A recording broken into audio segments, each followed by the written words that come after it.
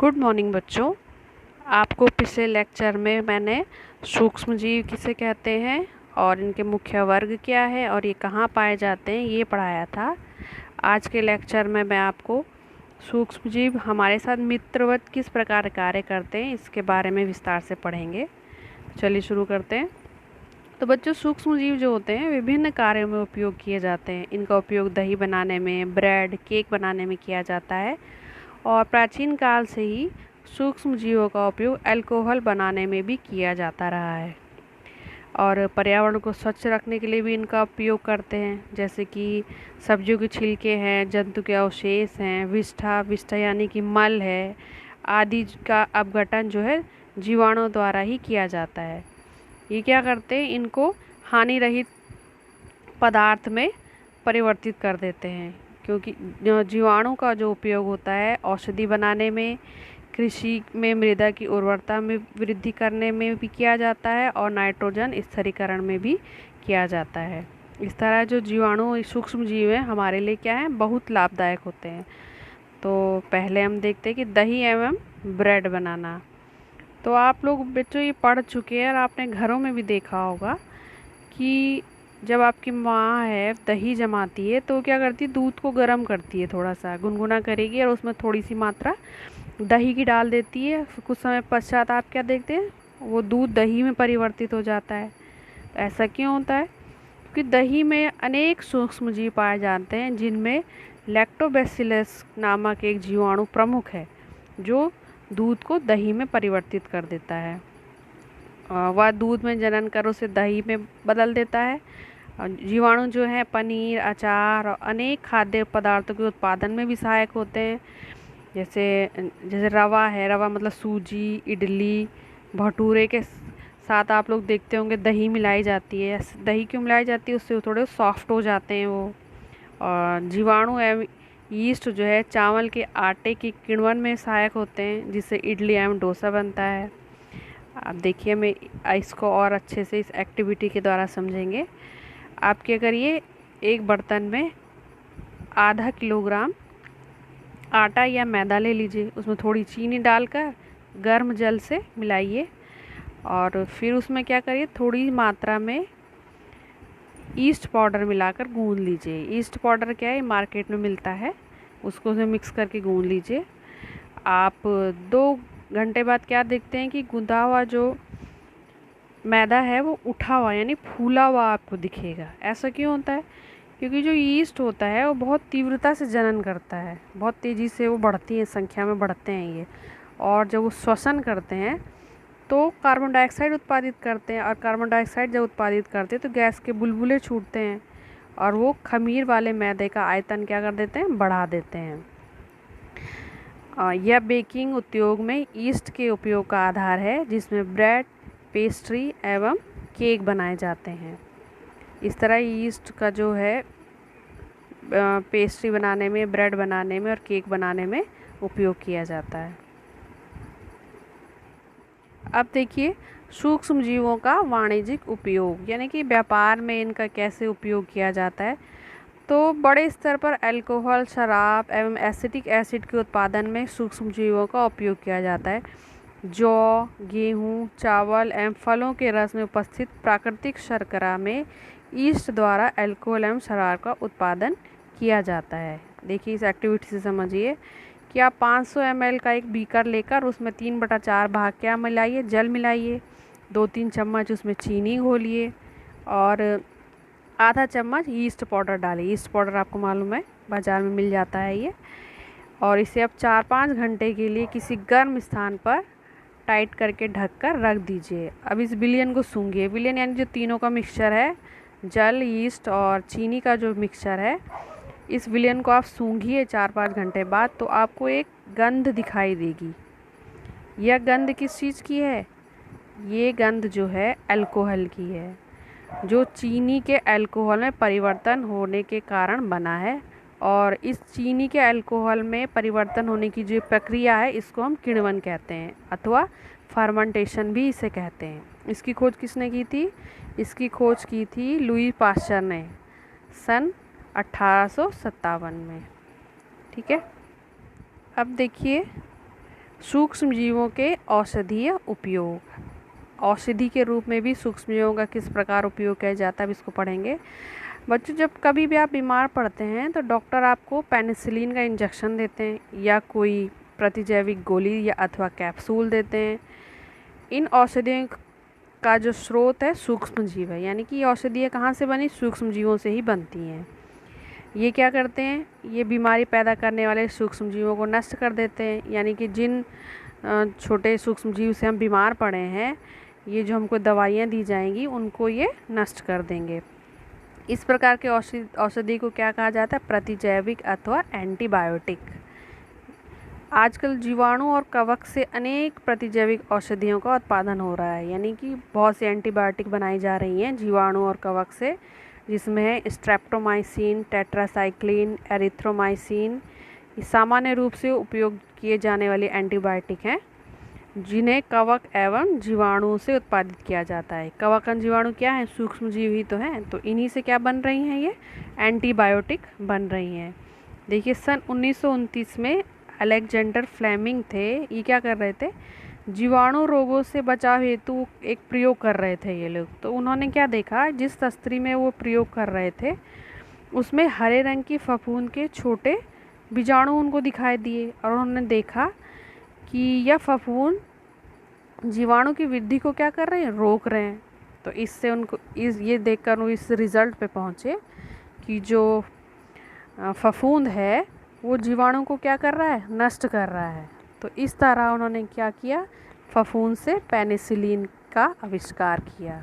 ठीक है, तो ये फफूंद भी क्या है, ये सूक्ष्मजीवी तो पशु आहार एवं कुक्कुट आहार में भी प्रतिजैविक मिलाए जाते हैं, यानी एंटीबायोटिक मिलाए जाते हैं, जिससे क्या हो, पशुओं में सूक्ष्मजीवों का संचरण ना हो, यानी वो बीमार ना पड़े। और इन एंटीबायोटिक का उपयोग पौधों के रोग नियंत्रण के लिए भी किया जाता है। बच्चों, ध्यान रखिएगा कि जो एंटीबायोटिक होती है अपनी स्वेच्छा से नहीं खानी चाहिए, हमेशा डॉक्टर की सलाह पर ही लेनी चाहिए और इसका कोर्स पूरा करना चाहिए। यदि आप इन एंटीबायोटिक को, इन प्रतिजैविक को उस समय भी लेंगे कि जब आपको इसकी ज़रूरत नहीं है, तो जब अगली बार आप बीमार होंगे तो आपको ये जब एंटीबायोटिक की आवश्यकता होगी तो वो प्रभावी नहीं होंगे, यानी कि आपको कुछ असर ही नहीं होगा। यानी अनावश्यक रूप से कभी भी एंटीबायोटिक को नहीं खाना चाहिए, हमेशा डॉक्टर की सलाह पर और उनके दिए गए कोर्स को पूरा करना चाहिए।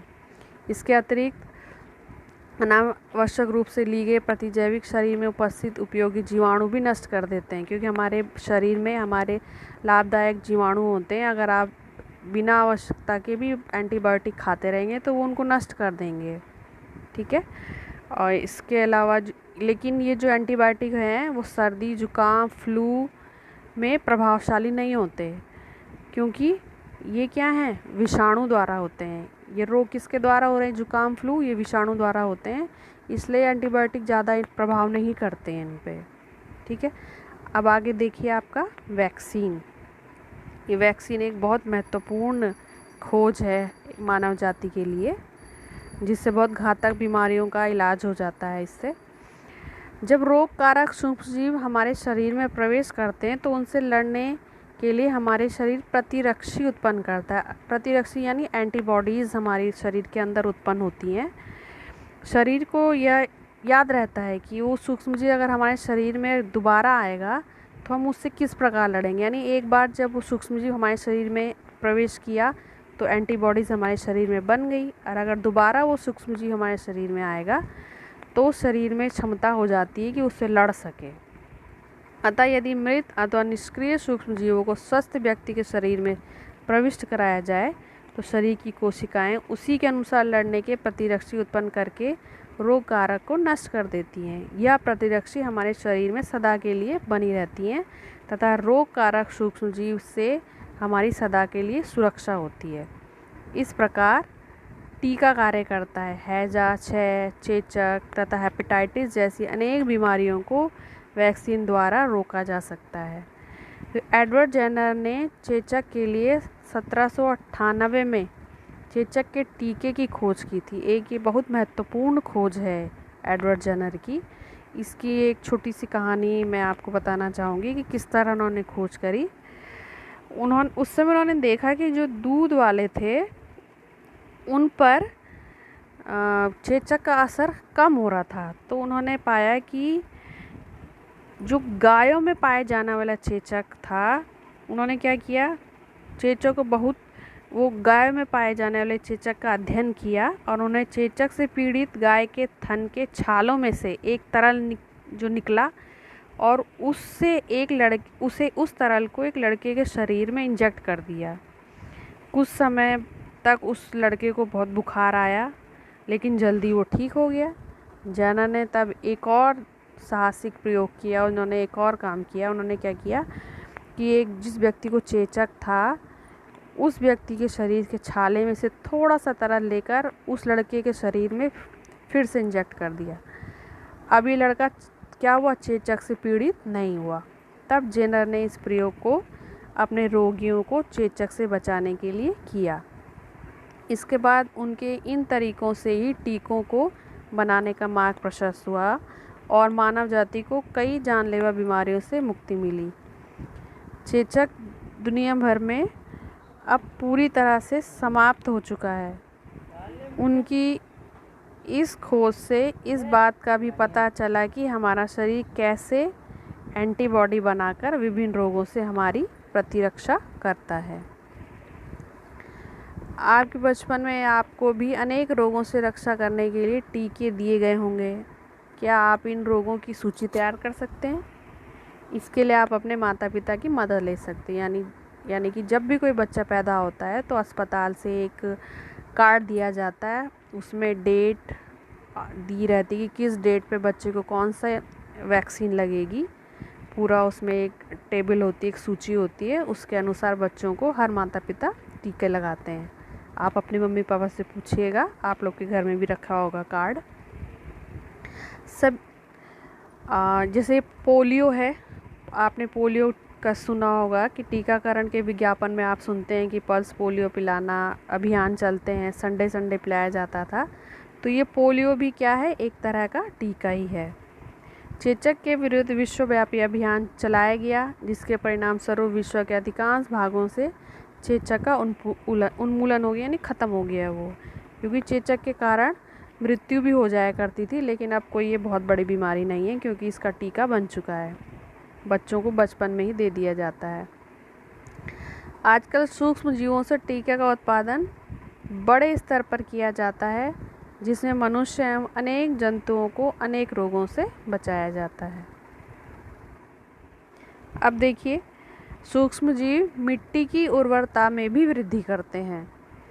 कुछ जीवाणु एवं नीरे हरे शैवाल जो हैं वायुमंडलीय नाइट्रोजन का स्थिरीकरण कर सकते हैं। इस प्रकार मृदा में नाइट्रोजन का संवर्धन होता है तथा उसकी उर्वरता में वृद्धि होती है। इन्हें सामान्यतः जैविक नाइट्रोजन स्थिरीकारक कहते हैं। यानी कि जो ये वातावरण में जो नाइट्रोजन उपस्थित होती है वो पौधे इसको डायरेक्ट नहीं लेते हैं।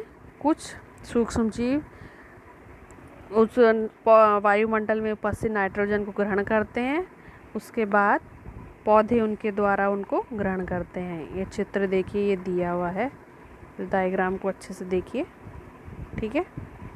अब देखिए सूक्ष्म जीव का अन्य कार्य क्या है। पर्यावरण का शुद्धिकरण, ये भी एक बहुत महत्वपूर्ण कार्य है सूक्ष्म जीवों का। आप लोगों ने जैसे आपके विद्यालय के माली को देखने के पश्चात ये पहेली बूझो और दूसरे विद्यार्थियों ने घरों एवं बगीचों से पत्तियां एवं फल सब्जियों का कचरा एकत्र करके उसे निपटान के लिए बनाए गए गड्ढे में डाला। कुछ समय बाद उसका विघटन होने से यह खाद में परिवर्तित हो गया। अब ये जानना चाहते हैं कि ये कैसे हो सकता है। क्योंकि जो हमारे लाभकारी सूक्ष्म जीव हैं, जीवाणु हैं, वो इस कचरे को क्या करते हैं, खाद में परिवर्तित कर देते हैं और वो मिट्टी में मिल जाते हैं। फिर पौधे और अन्य जंतु उसको ग्रहण कर लेते हैं। तो एक एक्टिविटी दी है कि 2 गमला ले लीजिए, एक में ए लिख लीजिए, एक में बी लिख लीजिए। ए गमले में आप पौधे का कचरा भर दीजिए और बी गमले में पॉलीथीन की थैली, कांच की खाली बोतलें, प्लास्टिक के टूटे खिलौने रख दीजिए। अब 3-4 सप्ताह बाद आप प्रेक्षण करिए तो क्या होगा, जो एक गमला ए है वो जिसमें पादप के अवशिष्ट थे, क्या उसका अपघटन हो गया है? हाँ, हो जाएगा। कैसे हुआ? सूक्ष्म जीवों द्वारा हो जाएगा। सूक्ष्म जीव द्वारा पादप अपशिष्ट का अपघटन कर उसे खाद में बदल दिया गया, और इस प्रक्रिया में जो पोषक थे वो पौधों द्वारा पुनः उपयोग किए जाते हैं। ठीक है। लेकिन जब आपने बी वाला गमला देखा तो जो पॉलीथीन की थैली थी, कांच की खाली बोतलें थी, खिलौनों के टूटे हुए टुकड़ों में इस प्रकार का परिवर्तन नहीं हुआ। इन पर सूक्ष्मजीव काम नहीं करते, इनको खाद में परिवर्तित नहीं करते। ये जैव अनिम्नीकरणीय कहलाते हैं ऐसे पदार्थ। आप लोगों ने ये भी देखा होगा कि जो बड़े बड़े जीव मरे हुए रहते हैं, सड़े हुए पादप कभी कभी सड़ते हुए जंतुओं के रूप में देखते हैं, तो आप देखते हैं कुछ समय बाद वो विलुप्त हो जाते हैं। विलुप्त कैसे हो जाते हैं? इसका मुख्य कारण क्या है? जो सूक्ष्म जीव है वो मृत जैविक अपशिष्ट का अपघटन करके उन्हें सरल पदार्थों में परिवर्तित कर देते हैं, और ये पदार्थ क्या होते हैं? मिट्टी में मिल जाते हैं और पौधों एवं जंतुओं द्वारा पुनः उपयोग कर लिए जाते हैं। इस प्रकार जो सूक्ष्म जीव है जो हानिकारक और दुर्गंध युक्त पदार्थों का निम्नीकरण कर देते हैं, और इस प्रकार सूक्ष्म जीव का उपयोग करके पर्यावरण का शुद्धिकरण कर सकते हैं। तो इस प्रकार सूक्ष्म जीव हमारे पर्यावरण के शुद्धिकरण में महत्वपूर्ण भूमिका निभाते हैं। तो आप लोग इतना ध्यान से सुनिएगा बच्चों। अगले लेक्चर में हम सूक्ष्म जीव के हानियाँ पढ़ाऊँगी। थैंक यू बच्चों।